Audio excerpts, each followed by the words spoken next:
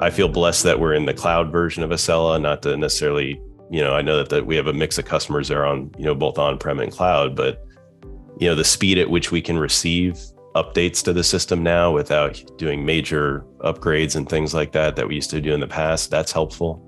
It allows us to recognize, value in the system right away, as opposed to having to plan out, major releases of the software.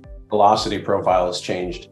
It's tremendous. And it is a very, for some of our existing on-prem systems, it's a very big deal to do just a minor upgrade of the system, kind of all hands on deck. And so, to be able to go through the release notes in the SaaS model and say, hey, we see that this is going to impact this or that or whatever, there might be scripts that we need to take care of ahead of time.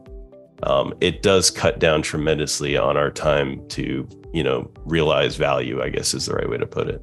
Makes complete sense. Brian, let's stick with you just for one moment here. I think there's a natural aspect to this, which is partnering. And 98, you and I have discussed this as well. You have needs. There's necessity in the partnership. There is then what can we do to promote the art of the possible together, et cetera.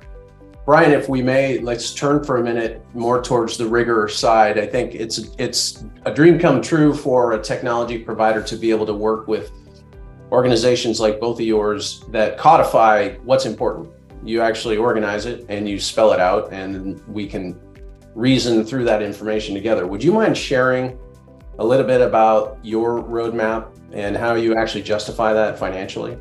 Yeah. So, in Pinellas County, we've kind of made two strategic decisions. The first one is that we are going to be a cloud-first organization, meaning we want to keep our capital costs to deliver services down to a minimum.